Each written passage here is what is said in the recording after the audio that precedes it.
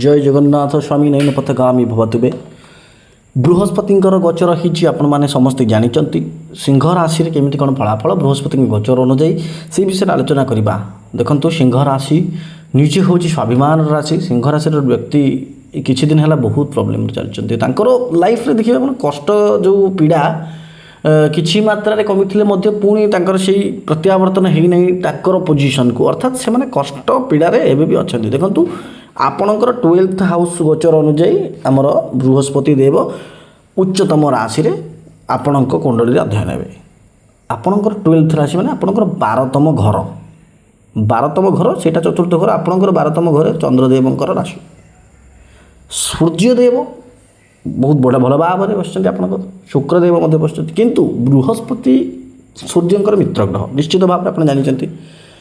सिंह राशि देख गोटे सम्मान सहित बंचा चाहे बहुत बढ़िया राशि रज राशि अग्नितत्व राशि। ये जो बृहस्पति गोचर आपंकर 12th हाउस रे है 12तम घर 12तम घर हूँ आपंकर व्ययर घर कोर्ट कचेरी जो दंडर घर आमर शज्या सुखर घर विदेश जोगर घर तापर यहाँ मोक्षर घर मध्य कहुए मुख्य आप मुख्य बुझीपार मुख्य प्राप्ति अर्थात जीवन को उत्सर्ग भगवान पाखे करवा जोटा कथा 12तम घरे बृहस्पति जेहेतु बसिले पुंखानु भाव में जदि आम पुंखानुपुंखा भाव में कहवा आपण शुभ परिणाम निश्चित शुभ परिमाण अत्यंत आसब। स्वास्थ्य कथा जब आम देखा 12तम घरे जेहेतु पीड़ार गोटे प्रकार घर मध्य 12तम घर को कहुए बसिले आपंकर पेट जनित प्रोब्लेम निश्चित भाव में ये जो समय आप देखिए डाइजेस्टिव इश्यू छोट मोट हेल्थ इश्यू जोटा आपन को लंगजिविटी पीरियड रे आपन को कष्ट न दे पारे किंतु ये जो अक्टोबर मास जाए बृहस्पति थिबा जाए आपन को निश्चित भाव पेट जनित प्रोब्लेम आपनकर हम अन्य समस्त ग्रह आपनकर पॉजिटिव थिले किसी ग्रह को छाड़ी बृहस्पति ये नेगेटिव अपेक्षा पॉजिटिव अधिक देवे केमिति देवे आपनकर विदेश जनित लाभ जो माने डॉलर रे इनकम करते पैसा एक्सपोर्ट बिजनेस जो माने करूचंती जो मानकर इंटरनेट बिजनेस अच्छे जो माने आप देखिए किसी क्रिप्टो करेन्सी ये सब अच्छा कि जो माने स्पिरिचुअल आध्यात्मिक सेवा क्षेत्र में अनाथ आश्रम ये सब इनकम कर स्कूल जहाँ अच्छे बिजनेस रे जो मैंने हॉस्पिटल करें गोटे बहुत बढ़िया समय मु तो यहाँ कहली नॉर्मल नुह यहाँ हूँ गोटे बेसिकली माने जो माने रिच पीपल जो मैंने आम कह से द्वारा मेडिकल फेडिकल स्थापना हुए जब नॉर्मल लोकों कथा कहवा नॉर्मल लोक मानकर कर्म बृहस्पतिंकर बहुत बढ़िया प्रभाव 12 1 2 3टा घर आम जब देखा 12 1 2 तृतीय नंबर दृष्टि आपन धन क्षेत्र रहा तो आप धन समस्ते यहाँ समस्ते संचय करेंगे। चंद्रदेव राशि बहुत स्ट्रंग था 12तम घरे बसिक जी आपको से सक्सेस गोटे प्रकार देवे कहीं 12तम घर गोटे अलग घरटा तो आपको दृष्टि आप बहुत सक्सेस पाइबे आप अर्थ रोजगार करेंगे चाकरी आपंकर लाभ हम आपड़ देखिए आपण पुराणा कार्य जदि किसी हो नाला आपणकर से कार्यटा आपण मानकर हम बृहस्पति आपन को निश्चित मात्रा सफलतार शीर्ष अर्थ पहुँचे। सेकेंड हाउस कथबार्ता कह आपण कथार मधुरता आसब आपण परिवार हस खुशी आसब आपण रिलेटिव आपन को बहुत प्रशंसा करेंगे किसी दिन देखिए। सिंह राशि शुणु आपण सिंह राशि व्यक्तित्व मैंने बहुत उच्च अभिलाषी एवं तो स्वाभिमान सहित बचाक चेष्टा करती जितेबाला आपण धन संचय हम निश्चित धन संचय केमी हम कर्म आपंकर उन्नति हो जो मैंने स्टूडेंट अच्छे भी बहुत बढ़िया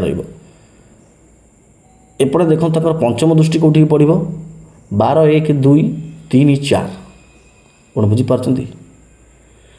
आपण घरे भी आध्यात्मिक परिवेशटा सृष्टि हम आपणकर देखिए नुआ घर करवा इनोवेटिव करवा निज घर को ये सब जिनस गुड़ाक देखा जदि आपण जातक देखिए बृहस्पति और चंद्र भल कि अच्छा ना ना आप नुआ घर नुआ जमीबाड़ी नुआ गाड़ी ये सब किणवा चाकरी क्षेत्र में अत्यंत उन्नति ये सब जोग निश्चित भाव बृहस्पति दृष्टि आकर्षण जना पड़ुଛି किसी समय आपण मैंने नीरव रे देखिए आपण मैंने अगस्ट मसरे आपण मैंने नीरव रे कि आप कम कर चलते अर्थात लोक जना पड़े ये किसी करूना कि आप निश्चित भाव में किसी ना कि कार्य करुवे जोटा कि भविष्य में आपण मान बहुत बढ़िया फल दब।